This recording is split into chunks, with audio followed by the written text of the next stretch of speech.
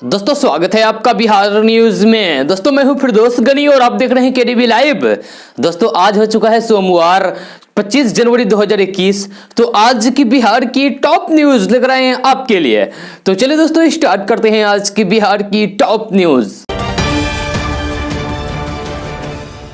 दोस्तों भारत में एक बार फिर से नोटबंदी होने जा रहा है। जी हां, भारतीय रिजर्व बैंक जल्द ही 5 रुपए, 10 रुपए और फिर 100 रुपए के नोट बंद करने की तैयारी कर रहा है। जी हां, भारतीय रिजर्व बैंक के असिस्टेंट मैनेजर बी महेश ने इस नोट को लेकर महत्वपूर्ण जानकारी दी है। उन्होंने कहा है कि आरबीआई 5 रुपए, 10 रुपए और 100 रुपए के नोट और सीरीज को वापस की योजना पर विचार कर रहा है। पुराने नोट बंद करने से पहले आरबीआई इनके नए नोट जारी कर देगा। जी हां, जब नए नोट पूरी तरीके से चलन में आ जाएंगे तो पुराने नोट को वापस ले लिया जाएगा। जी हां, नकली नोट से दूर रहने के लिहाज से सरकार ने पहले भी नोटबंदी का फैसला किया था। जी हां, अब पुराने नोट पर भी विशेष ध्यान दिया जा रहा है। उस वक्त नए नोट जारी किए गए थे। नए नोटों का बाजार में चलन भी तेजी से बढ़ रहा है। जी हां, आरबीआई पुराने नोट बंद करने से पहले लोगों को मौका देगी कि उन्हें बैंक में जमा कर लें। जी हां, पैसा आपके अकाउंट में जमा कर दिया जाएगा। इस तरीके से पुराने नोट आसानी से नए नोटों में बदल जाएंगे। जी हां, खबर है कि आरबीआई 10 रुपए के सिक्के को लेकर भी ज्यादा सजग है और जागरूकता अभियान चलाने पर विशेष ध्यान दे रहा है। दोस्तों 26 जनवरी को होने वाले गणतंत्र दिवस समारोह यानी कि रिपब्लिक डे 2021 के दिन एक बार फिर से पटना गांधी मैदान में नजारा बिल्कुल अलग होगा। जी हां, इस बार पटना के गांधी मैदान में 26 जनवरी को होने वाले झंडा उत्तोलन में झांकियां निकाली जाएगी, पर आम लोगों के प्रवेश पर प्रतिबंध लगा रहेगा। जी हां, कोरोना के प्रभाव को देखते हुए जिला प्रशासन ने सतर्कता बरतते हुए सिर्फ उन्हीं लोगों को गांधी मैदान में प्रवेश करने की इजाजत दी है जिन्हें पास दिया जाएगा। जिला प्रशासन ने 26 जनवरी के लिए गिने चुने सम्मानित लोगों और कोरोना योद्धाओं को ही पास देने का फैसला किया है। 26 जनवरी के दिन रिपब्लिक डे के मौके पर गांधी मैदान में बिहार के कोरोना योद्धाओं को सम्मानित किया जाएगा। दोस्तों बिहार के सभी पेट्रोल पंप और गाड़ियों के शोरूम और सर्विस सेंटर में प्रदूषण जांच केंद्र होंगे। जी हां, अगले 2 महीने यानी कि मार्च तक इस पर अमल हो जाएगा। परिवहन सचिव संजय कुमार अग्रवाल ने इसको लेकर अधिकारियों को निर्देश भी दे दिया है। बिहार में अधिक प्रदूषण जांच केंद्र खोलने का मकसद यह है कि गाड़ी मालिकों को पोल्यूशन जांच कराने में परेशानी ना हो। जी हां, साथ ही केंद्र खोलने से लोगों को रोजगार भी मिले। जी हां, विभाग ने सभी डीटीओ एमवीआई को कहा है कि कई जिलों में पॉल्यूशन सेंटर कम खुले हुए हैं। जी हां, राज्य सरकार की मंशा सभी प्रखंडों में प्रदूषण जांच केंद्र खोलने की है, पर अभी भी कई प्रखंडों में यह सुविधा नहीं है। इसलिए सभी प्रखंडों में जांच केंद्र अनिवार्य रूप से खोला जाएगा। दोस्तों कोरोना काल में हो रहे गणतंत्र दिवस समारोह के दौरान इस बार कई बदलाव नजर आएंगे।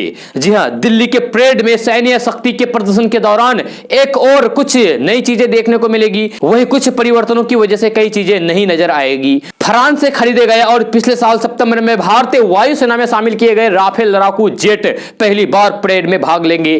जी हां, परेड में पहली बार महिला फाइटर पायलट की भागीदारी नजर आएगी। भारत की पहली महिला फाइटर पायलटों में से एक पायलट लेफ्टिनेंट भावना कंठ भारतीय वायुसेना की उस झांकी का हिस्सा होगी जिसमें हल्के लड़ाकू विमान, हल्के लड़ाकू हेलीकॉप्टर और सुखोई 30 लड़ाकू विमानों का प्रदर्शन किया जाएगा। परेड में बांग्लादेश सशस्त्र बलों की एक टुकड़ी जिसमें 122 सैनिक शामिल है वो भी भाग लेगी। जी हां, इससे पहले 2016 में फ्रांस और 2017 में यूएई गणतंत्र दिवस परेड में भाग ले चुके हैं। इस बार परेड में दर्शकों की संख्या भी सीमित रहेगी।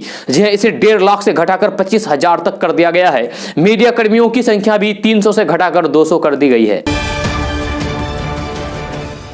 दोस्तों आरजेडी प्रमुख और चारा घोटाले में सजा याफ्ता लालू प्रसाद यादव की दिल्ली एम्स में इलाज शुरू हो गया है। जी हां, फिलहाल उनके स्वास्थ्य को लेकर अभी कोई भी मेडिकल बुलेटिन जारी नहीं की गई है। रांची के रिम्स अस्पताल में भर्ती लालू प्रसाद यादव की तबीयत बिगड़ने के बाद उन्हें कल शाम एयर एम्बुलेंस से दिल्ली लाया गया। जी हां, बताया जा रहा है कि लालू प्रसाद यादव को सांस लेने में तकलीफ हो रही थी। उनके फेफड़े में पानी भरने की बात सामने आ रही है। जी हां, रिम्स के डॉक्टरों ने लालू प्रसाद यादव को निमोनिया होने की भी पुष्टि की है।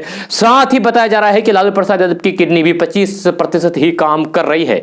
जी हां, लालू प्रसाद यादव की स्थिति गंभीर होने के बाद रिम्स के डॉक्टरों की टीम ने उन्हें दिल्ली के एम्स में भेजने का फैसला किया। हालांकि रिम्स के डॉक्टरों का कहना है कि उनकी हालात स्थिर है। डॉक्टरों के मुताबिक उनकी बीमारी गंभीर नहीं है, लेकिन उनकी उम्र ने परिवार और पार्टी की चिंता बढ़ा दी है। दोस्तों पटना के एयरपोर्ट पर कल एक बड़ा विमान हादसा टल गया है। जी हां, बेंगलुरु से पटना आ रही विस्तारा एयरलाइंस की फ्लाइट से पक्षी टकराने की खबर सामने आने के बाद अफरा तफरी का माहौल कायम हो गया। हालांकि एयरपोर्ट पर विमान की सेफ लैंडिंग हो गई। बताया जा रहा है कि बेंगलुरु से उड़ान भरने के बाद विस्तारा एयरलाइंस की फ्लाइट पटना एयरपोर्ट पर लैंड हो रही थी। इसी दौरान प्लेन से पक्षी टकरा गया। पायलट ने सूझबूझ का परिचय देते हुए प्लेन की सेफ लैंडिंग करा दी।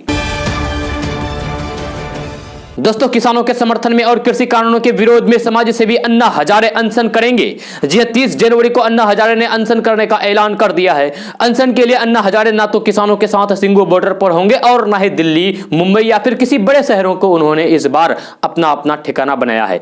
जी हाँ, बल्कि अपने गांव रालेगंज सिद्धि में ही वे अनशन पर बैठेंगे। जी हाँ, महाराष्ट्र के अहमदनगर जिले का उनका गांव रालेगंज सिद्धि कई मायनों में खास है। इसी गांव में अन्ना हजारे आमरण अनशन पर बैठेंगे।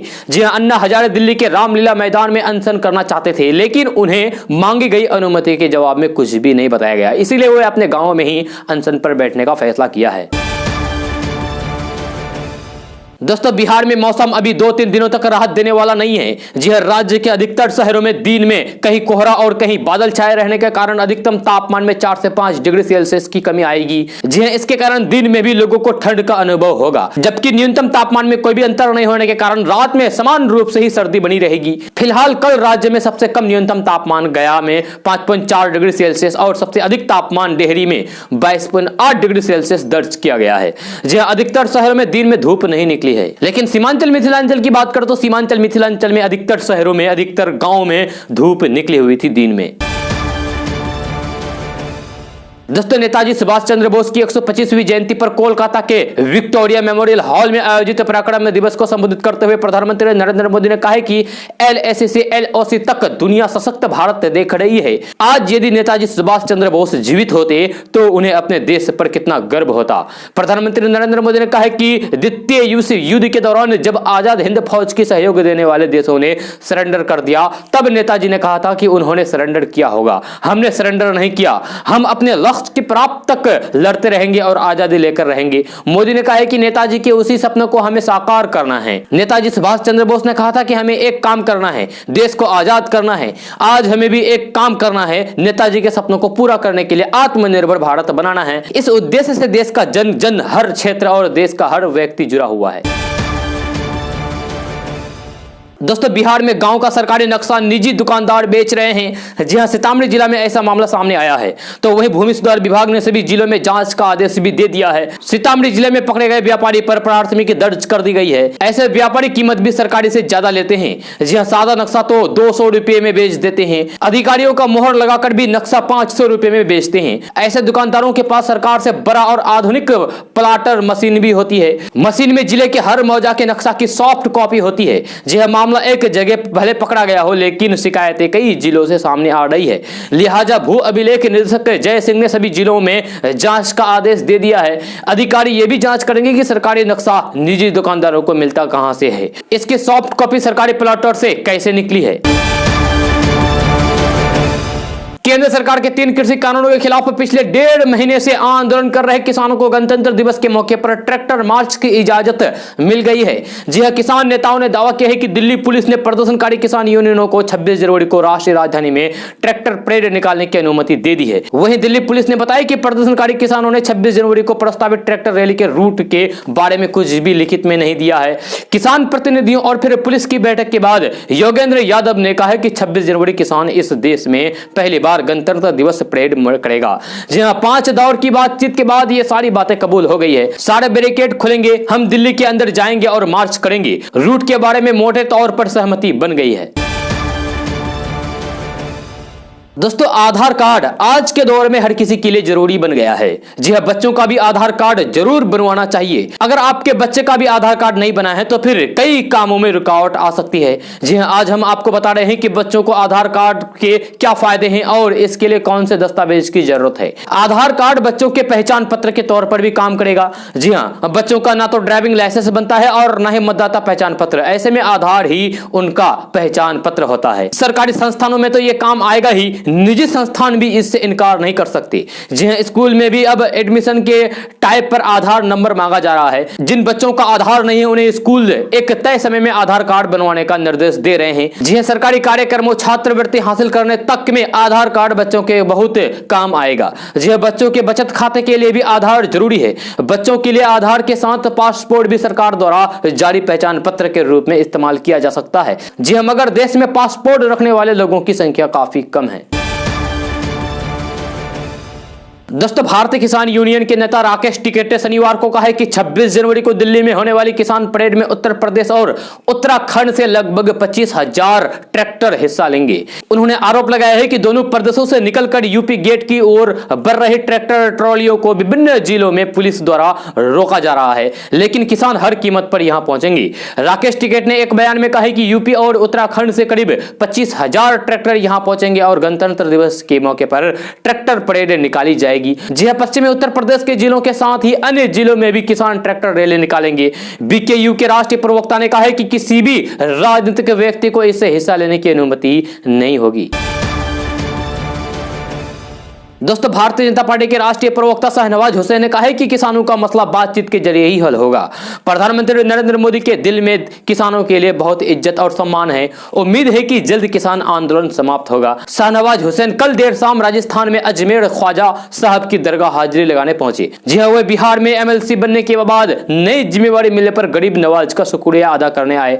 जी हां, उन्होंने कहा कि मुझे सब कुछ अजमेर दरगाह शरीफ से मिला है और अब मैं बिहार की तरक्की और उसे देश का नंबर 1 राज्य बनाने का प्रयास करूंगा। एक सवाल के जवाब में शाहनवाज हुसैन ने कहा है कि बंगाल के चुनाव में भारतीय जनता पार्टी जीतेगी और आने वाले दिनों में केरल में भी कमल खिलेगा। उन्होंने कहा है कि कश्मीर के लोगों ने देश का तिरंगा भी थामा और कमल को भी खिलाया। यह भाजपा के लिए बड़ी बात है, बड़ी जीत है।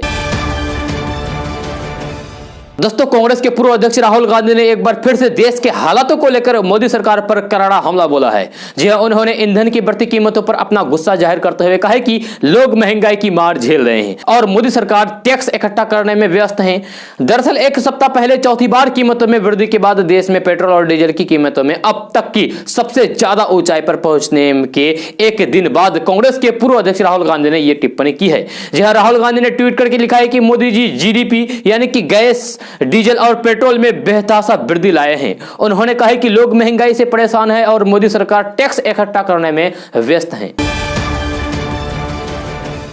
दोस्तों, नेताजी सुभाष चंद्र बोस की 125वीं जयंती के मौके पर कोलकाता के विक्टोरिया मेमोरियल हॉल में आयोजित कार्यक्रम में जय श्री राम के नारे लगने और फिर मुख्यमंत्री ममता बनर्जी के गुस्सा दिखाने के मसले पर सियासी घमासान शुरू हो गया है। जी हां, समारोह में नारेबाजी पर ममता बनर्जी की ओर से विरोध करने पर बीजेपी ने पलटवार करते हुए कहा कि यह अल्पसंख्यकों को खुश करने की नीति है। बीजेपी के राष्ट्रीय महासचिव कैलाश विजयवर्गीय ने ट्वीट करते हुए कहा कि ममता बनर्जी आज बहुत ही पवित्र मंच पर जय श्री राम के नारे पर राजनीतिक एजेंडा को किया है। हम इसकी कड़ी निंदा करते हैं। नेताजी की 125वीं जयंती के मंच पर जहां प्रधानमंत्री उपस्थित हो वहां चुनाव को देखते हुए राजनीतिक एजेंडा सेट करना अल्पसंख्यक लोगों को खुश करने की तुष्टिकरण की नीति है। इससे पहले कैलाश विजयवर्गीय ने नारेबाजी का एक वीडियो ट्वीट करते हुए लिखा था कि जय श्री राम के नारे से स्वागत ममता बनर्जी अपमान मानती है। यह कैसी राजनीति है? दरअसल आपको बता दूं कि ममता बनर्जी ने शनिवार को नेताजी सुभाष चंद्र बोस की जयंती मनाने के लिए विक्टोरिया मेमोरियल हॉल में आयोजित एक कार्यक्रम में तब बोलने से इनकार कर दिया जब प्रधानमंत्री नरेंद्र मोदी की मौजूदगी में वहां जय श्री राम के नारे लगाए गए। जहां कार्यक्रम में ममता बनर्जी ने अपना भाषण शुरू नहीं किया था, उसी समय तभी भीड़ में शामिल कुछ लोगों द्वारा नारा लगाया गया। जी हां, ममता बनर्जी ने कहा कि ऐसा अपमान अस्वीकार्य है। उन्होंने कहा कि यह एक सरकारी कार्यक्रम है, कोई राजनीतिक कार्यक्रम नहीं है। एक गरिमा होनी चाहिए, किसी को आमंत्रित करके अपमानित करना शोभा नहीं देता। मैं नहीं बोलूंगी जय बांग्ला जय हिंद। दोस्तों, लालू प्रसाद यादव की तबीयत खराब है। रांची के रिम्स से उन्हें दिल्ली के एम्स में भर्ती करवाया गया है। जहां हालात स्थिर बनी हुई है, यहां डॉक्टरों की विशेष टीम गठित की गई है जो लालू प्रसाद यादव की सेहत पर लगातार नजर रख रही है। इस बीच लालू प्रसाद यादव की समधी कैप्टन अजय सिंह यादव ने लालू प्रसाद यादव की रिहाई की मांग करते हुए ट्वीट किया है। अजय सिंह ने ट्वीट करके लिखा है कि लालू प्रसाद यादव जी को सिर्फ जातिगत विदेश और राजनीतिक डर से जेल में बंद करके रखा है।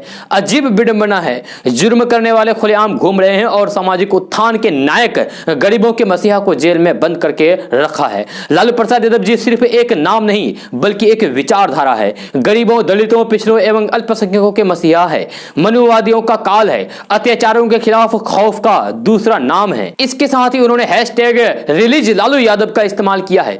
जी हां, आपको बता दें कि अजय सिंह यादव के बेटे चिरंजीवी राव 2012 में लालू प्रसाद यादव की बेटी अनुष्का से शादी की थी। जी हां, शादी के दौरान चिरंजीवी हरियाणा यूथ कांग्रेस के अध्यक्ष थे। दोस्तों, भारत में पेट्रोल डीजल के दाम आसमान छू रहे हैं। जी हां, राजस्थान में पेट्रोल के सबसे ज्यादा दाम 100 रुपए के बेहद करीब पहुंच गया है। दिल्ली, मुंबई में petrol diesel all time high पर है। जी हां, वहीं अगर पड़ोसी देशों पर नजर डालें तो फिर पाकिस्तान में भारत से आधे रेट पर पेट्रोल मिल रहा है। जी हां, पाकिस्तान में पेट्रोल 49 रुपया 87 पैसा प्रति लीटर बिक रहा है। वहीं डीजल 51 रुपया 7 पैसे प्रति लीटर बिक रहा है। भूटान, नेपाल जैसे हमारे गरीब देशों में पेट्रोल डीजल भारत के मुकाबले बेहद सस्ता है। पूरी दुनिया में सबसे सस्ता पेट्रोल भारतीय रुपया के हिसाब से वेनेजुएला में 1 रुपया 46 पैसे प्रति लीटर, तो सबसे महंगा हांगकांग में 172 रुपया 66 पैसे प्रति लीटर बिक रहा है। जी, भारत में तेल इतना महंगा इसलिए है क्योंकि यहां पर टैक्स सबसे ज्यादा लेते हैं सरकार। दोस्तों, बिहार के उप मुख्यमंत्री तारकिशोर प्रसाद ने शनिवार को भारतीय जनता पार्टी यानी कि भाजपा के राष्ट्रीय अध्यक्ष जेपी नड्डा से दिल्ली में मिले। इस दौरान उन्होंने सरकार के कामकाज से संबंधित गतिविधियों की जानकारी दी। उन्होंने मुलाकात के दौरान बिहार में चल रहे विकास कार्य एवं राज्य की समृद्धि के लिए किए जा रहे प्रयासों से भाजपा अध्यक्ष को अवगत कराया। इस दौरान आत्मनिर्भर बिहार के लिए किए जा रहे कार्यों के बारे में विस्तार से बताया और फिर राष्ट्रीय अध्यक्ष से मार्गदर्शन प्राप्त किया। माना जा रहा है कि कैबिनेट विस्तार को लेकर संभावित मंत्रियों के नाम पर भी भाजपा अध्यक्ष से तारकिशोर प्रसाद ने विचार विमर्श किया। दोस्तों, पूरे बिहार के आंगनबाड़ी केंद्र पर अप्रैल महीने से बच्चों को डब्बा बंद पोषाहार दिया जाएगा। जी हां, अब तक यहां आने वाले बच्चों को गर्म पका हुआ खाना दिया जाता है, लेकिन अब बच्चों को और हेल्दी और स्वस्थ खाना मिले, इसको लेकर विभाग की तैयारी शुरू हो गई है। अधिकारियों के मुताबिक इस योजना को शिक्षा विभाग के साथ मिलकर किया जाएगा और 1 अप्रैल से शुरू हो रहे अगले वित्तीय वर्ष से बच्चों को डब्बा बंद खाना मिलने लगेगा। जी हां, बच्चों को हर दिन मेन्यू के मुताबिक और बेहतर खाना दिया जाएगा। अधिकारियों के मुताबिक इस संबंध में वैसे राज्यों का फीडबैक तैयार करने का निर्देश दिया गया है जहां यह पहले से हो रहा है।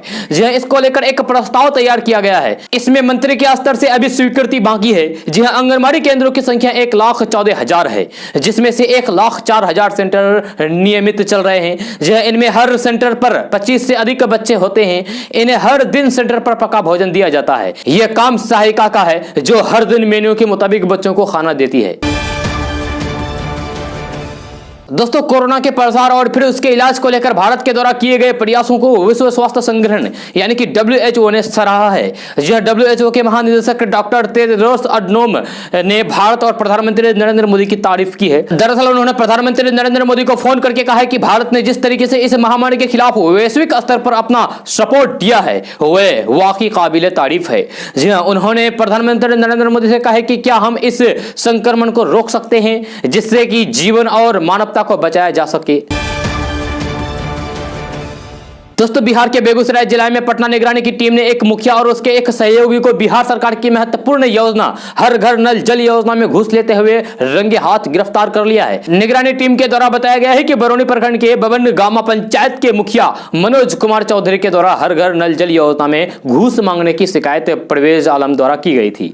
इस शिकायत के बाद पटना निगरानी की टीम DSP सुरेंद्र कुमार मौवार के नेतृत्व में शुक्रवार की देर शाम छापेमारी करके मुखिया मनोज कुमार चौधरी और फिर उसके एक साथी को 10,000 रुपए घूस लेते हुए गिरफ्तार कर लिया है। जी हां, यह पूरी कार्रवाई बरौनी प्रखंड कार्यालय परिसर में निगरानी की टीम ने की है। दोस्तों, कांग्रेस के पूर्व अध्यक्ष राहुल गांधी तमिलनाडु दौरे पर है। वहीं तिरुपुर में राहुल गांधी ने वादा किया है कि अगर वो सरकार में आते हैं तो GST में बदलाव करेंगे। जी हां, राहुल गांधी ने कहा है कि केंद्र की उनकी पार्टी में सरकार बनने पर वे माल एवं सेवा कर यानी कि GST को फिर से नया स्वरूप दिया जाएगा। राहुल गांधी ने कहा है कि कांग्रेस और UPA बहुत स्पष्ट है कि अगर हम सरकार में आए तो फिर हम GST में बदलाव करेंगे। हम आपको एक ऐसा GST देंगे जिसमें सिर्फ एक टैक्स होगा और वह कम से कम होगा। राहुल गांधी ने लघु और मझोले उद्योगों के प्रतिनिधियों के साथ संवाद में ये बातें कहा है। दोस्तों, कोरोना काल में बंद भारतीय रेल नियमित यात्री सेवा अप्रैल से अपने पहले के रूप में आ सकती है। जी हां, साथ ही रेलवे नया टाइम टेबल भी लागू कर सकती है। जी हां, अभी रेलवे विशेष मेल एक्सप्रेस ट्रेन चला रहा है जो पूरी तरीके से आरक्षित श्रेणी की है। जी हां, कुछ जगह लोकल और उपनगरीय सेवा शुरू की गई है, लेकिन अभी भी लगभग 35% यात्री ट्रेनें बंद हैं। जी हां, कोरोना संक्रमण के मामले में आ रही कमी और टीकाकरण अभियान शुरू होने के बाद भारतीय रेलवे अपनी यात्री ट्रेन सेवाओं की समीक्षा कर रही है। अभी लगभग 1150 मेल एक्सप्रेस गाड़ियां विशेष श्रेणी में चलना शुरू हो गई है। जी हां, और लगातार इन गाड़ियों की संख्या बढ़ रही है। रेल मंत्रालय के सूत्रों के अनुसार सब कुछ ठीक रहा तो फिर अगले वित्तीय वर्ष में 1 अप्रैल से भारतीय रेल अपनी नियमित रेल यात्री सेवा शुरू कर देगी। जी हां, रेलवे की तैयारी नए रेलवे टाइम टेबल को लागू करने की भी है, जिस पर पिछले 1 साल से काफी काम किया जा चुका है। दोस्तों, इस साल का बजट पूरी तरीके से डिजिटल होगा। हर साल की तरह इस साल बजट की छपाई नहीं होगी। जी हां, इसी तरीके से वित्त मंत्रालय में आयोजित हलवा सेरेमनी के दौरान वित्त मंत्री निर्मला सीतारमण ने यूनियन बजट मोबाइल ऐप को लॉन्च किया है। जी हां, इस मोबाइल ऐप की मदद से सांसद और आम जनता बजट के दस्तावेजों को ऑनलाइन एक्सेस कर सकती है। खास बात यह है कि ऐप हिंदी और इंग्लिश दोनों भाषाओं में उपलब्ध होगा। जी हां, इसके साथ ही इस ऐप पर बजट की जानकारी प्राप्त करने की प्रक्रिया काफी आसान और तेज होगी। दोस्तों, बिहार के 3 पुलिसकर्मियों का चयन केंद्रीय गृह मंत्री मेडल के लिए किया गया है। इनमें पुलिस अकादमी राजगीर के हवलदार भोगेंद्र मिश्रा और सीटीसी नाथनगर के कांस्टेबल अनुरंजन कुमार और कांस्टेबल विपिन कुमार सिंह शामिल है। केंद्रीय गृह मंत्री मेडल की शुरुआत वर्ष 2018 में की गई थी। इसका उद्देश्य अपराध की जांच के उच्च प्रोफेशनल मानकों को बढ़ावा देना और फिर जांच अधिकारियों द्वारा की गई जांच का उत्सुकता की पहचान करना है। वही भागलपुर जिले के नाथनगर स्थित सिपाही प्रशिक्षण केंद्र नाथनगर देश के पूर्वी क्षेत्र के बेहतरीन संस्थानों के रूप में घोषित किया गया है। दोस्तों, बिहार में कोरोना टीकाकरण की तरह पल्स पोलियो टीकाकरण अभियान भी शुरू होगा। जहां 31 जनवरी 2021 से राज्य में पल्स पोलियो राष्ट्रीय टीकाकरण दिवस की शुरुआत होगी। पहले 17 जनवरी से पल्स पोलियो टीकाकरण शुरू हुआ था, लेकिन कोरोना टीकाकरण कार्यक्रम शुरू हो जाने से इस तिथि को परिवर्तित किया गया है, यानी कि बदल दिया गया है। जी हां, भारत सरकार ने 9 जनवरी को निर्देश दिया था कि राज्य में 17 जनवरी से प्रस्तावित पल्स पोलियो राष्ट्रीय टीकाकरण दिवस को तत्काल प्रभाव से स्थगित किया जाता है। इसके बाद फिर से भारत सरकार ने 14 जनवरी को जारी निर्देश में कहा है कि अब यह अभियान जल्द 31 जनवरी से शुरू होगा। पल्स पोलियो अभियान टीकाकरण 5 दिनों तक चलता है। इस प्रकार यह अभियान 4 फरवरी तक संचालित किया जाएगा। दोस्तों, जदयू के राष्ट्रीय अध्यक्ष आरसीपी सिंह ने कहा है कि जदयू के पास प्रदेश में निर्णायक ताकत पहले से ही थी और आगे भी रहेगी। इसमें किसी को कोई संदेह नहीं रहना चाहिए। जदयू का संगठन हर पार्टी से अधिक मजबूत है। हर बूथ तक हमारी मजबूत उपस्थिति है। हमारे कार्यकर्ता भी पार्टी के विचारों के प्रति निष्ठा रखते हुए दिन रात काम में लगे हुए रहते हैं। बस जरूरत इस बात की है कि हम लोग विपक्ष के दुष्प्रचार और फिर अफवाहों का जवाब देने के लिए हमेशा तैयार रहें। साथ ही नीतीश कुमार के नेतृत्व में हुए विकास कार्यों को भी नीचे तक पहुंचाने की कोई भी असर नहीं छोड़े। आरसीपी सिंह ने यह बातें जदयू मुख्यालय में पार्टी संगठन को लेकर शनिवार को लगातार दूसरे दिन की बैठक में कही है। दोस्तों, बिहार में अब खाद बीज और कीटनाशकों के ऑफलाइन आवेदन पर विचार ही होगा। जी हां, सरकार ने ऐसे लाइसेंस के लिए ऑनलाइन आवेदन की व्यवस्था सभी जिलों में कर दी है। ऑफलाइन आवेदनों को 31 जनवरी तक निपटा लेने का निर्देश कृषि विभाग ने संबंधित अधिकारियों को दिया है। तय समय के बाद एक भी ऑफलाइन आवेदन लंबित रहा, यानी कि पड़ा हुआ रहा, तो फिर जिम्मेदार अधिकारी पर कार्रवाई होगी। इसके साथ ऑनलाइन आवेदन पर भी महीनों के भीतर अधिकारी को फैसला करना होगा। खाद बीज और कीटनाशक की कालाबाजारी और मिलावट रोकने के लिए कृषि विभाग सख्त हो गया है। इसके लिए डीलरों की नियुक्ति स्तर पर ही कराई शुरू कर दी गई है। खाद बीज और कीटनाशक बेचने के लिए लाइसेंस लेने के लिए आवेदन अब ऑनलाइन करना होगा। दोस्तों, केंद्र की बीजेपी सरकार पर कई लोगों और विपक्षी नेताओं द्वारा अक्सर यह आरोप लगाया जाता है कि वे अडानी अंबानी जैसे उद्योगपतियों के हित में काम करती है और सरकारी कंपनियों और संस्थानों का हित नहीं देखती है। किसान आंदोलन के दौरान भी किसानों और किसान नेताओं ने यह कहा है कि तीनों कृषि कानूनों किसानों के हित में नहीं है, बल्कि उन्हें इसलिए लाया गया है ताकि सरकार इन उद्योगपतियों को लाभ पहुंचा सके। कांग्रेस नेता, टीवी पर्सनालिटी और पूर्व क्रिकेटर रह चुके नवजोत सिंह सिद्धू ने भी इस मुद्दे पर केंद्र सरकार की आलोचना की है। उन्होंने एक तस्वीर शेयर करते हुए लिखा है कि और कितने गिरोगी बीजेपी सरकार। तस्वीर नवजोत सिंह सिद्धू की है, जिस पर निजी कंपनियों और सरकार कंपनियों की तुलना करते हुए लिखा गया है कि पेटीएम मुनाफे में है, एसबीआई गिर रहा है, रिलायंस डिफेंस मुनाफे में है, हाल डीआरडीओ गिर रहा है, अडानी मुनाफे में है, कोल इंडिया गिर रहा है, रिलायंस ऑयल मुनाफे में है, ओएनजीसी गिर रहा है। दोस्तों कल जदयू ऑफिस में जननायक कर्पूरी ठाकुर की जयंती पर सीएम नीतीश कुमार ने लोगों को संबोधित किया। जी हां, नीतीश कुमार ने एक बार फिर से कहा है कि सोशल मीडिया पर लोग एंटी सोशल काम अधिक कर रहे हैं, जिससे माहौल खराब हो रहा है। सीएम नीतीश कुमार ने कहा है कि सोशल मीडिया पर सबसे अधिक लोग एंटी सोशल काम कर रहे हैं, गलत बातें लिखी जा रही है, इससे माहौल खराब हो रहा है। कोरोना संकट के बाद भी पढ़ने वाले लड़के और लड़कियां घर में रहने लगे तो फिर वह भी मोबाइल पर ही दिन रात लगे रहे। ऐसे लोग क्या कुछ जान पाएंगे? इससे पहले बिहार का क्या हाल था ये उनको कैसे पता चलेगा? लोग शाम को घर से बाहर नहीं निकल पा रहे थे। दोस्तों पटना के नए डीएम डॉक्टर चंद्रशेखर सिंह इन दिनों एक्शन मोड में नजर आ रहे हैं। जी हां, डॉक्टर चंद्रशेखर सिंह जब से पटना जिलाधिकारी का पदभार ग्रहण किया है वे लगातार अलग अलग सरकारी अस्पतालों का निरीक्षण करते हैं। अचानक पहुंच जाता है और मालूम भी नहीं पड़ता है कि कब आने वाले हैं। जी हां, दानापुर अनुमंडल अस्पताल का निरीक्षण किया तो फिर आधा दर्जन डॉक्टर ड्यूटी से गायब मिले। डीएम साहब के निरीक्षण में 6 डॉक्टर समेत 111 जीएनएम और फिर 3 अन्य कर्मी ड्यूटी से नजारत पाए गए। जी हां, अनुमंडल अस्पताल में जिन डॉक्टरों की ड्यूटी होने के बावजूद वे मौजूद नहीं मिले उनमें doctor Suresh Sharan, doctor Shweta Singh, doctor Manish Kumar, doctor Sweety Thakur और डॉक्टर तहसीन अख्तर शामिल है। जी हां, इन सभी से स्पष्टीकरण मांगने का निर्देश अस्पताल के उपाध्यक्ष को दिया है। दोस्तों कल लालू प्रसाद यादव के दिल्ली जाने के बाद तेज प्रताप यादव पटना पहुंचे। जी हां, यहां तेज प्रताप यादव ने लालू प्रसाद यादव को रिहा करने के लिए सोशल मीडिया पर कैंपेन शुरू किया है। अपने पिता लालू प्रसाद यादव के 31 साल पुराने दिनों को याद किया है। जी हां, राजद सुप्रीमो लालू प्रसाद यादव के बड़े बेटे और बिहार सरकार के पूर्व स्वास्थ्य मंत्री तेज प्रताप यादव ने ट्वीट करके ये कैंपेन शुरू किया है। उन्होंने अपने पिता लालू प्रसाद यादव की एक काफी पुरानी तस्वीर को शेयर करते हुए लिखा है कि जब इंसान ही नहीं बचेगा तो मंदिर में घंटी कौन बजाएगा, जब इंसान ही नहीं बचेगा तो मस्जिद में इबादत कौन करेगा। #रिलीज लालू यादव। दोस्तों बिहार चुनाव में 10 लाख बेरोजगारों को नौकरी देने का वादा करने वाली आरजेडी पार्टी के सीनियर लीडर शिवानंद तिवारी ने सीएम नीतीश कुमार के ऊपर हमला बोला है। जी हां, शिवानंद तिवारी ने कहा है कि नीतीश सरकार नौकरी देने के बदले नौकरी छीनने वाली है। उन्होंने कहा है कि सरकार के विभिन्न विभागों में निविदा पर काम कर रहे लोग सरकारी सेवक नहीं है। 1 महीने का अग्रिम मान देकर कभी भी उनको कार्य से मुक्त किया जा सकता है। शिवानंद तिवारी ने आगे कहा है कि नौकरी देने की तो नहीं, बिहार सरकार ने नौकरी समाप्त करने की नीति की घोषणा जरूर कर दी है।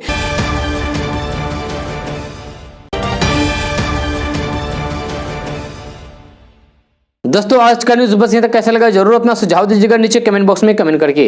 अगर आप नए आए इस चैनल पर तो फिर चैनल को सब्सक्राइब करके बेल आइकन को भी प्रेस कर दीजिए और साथ में वीडियो को लाइक कीजिए, अपने दोस्तों के साथ शेयर भी कीजिए। तो चलिए दोस्तों फिर मिलते हैं अगले वीडियो में। जय हिंद, जय बिहार।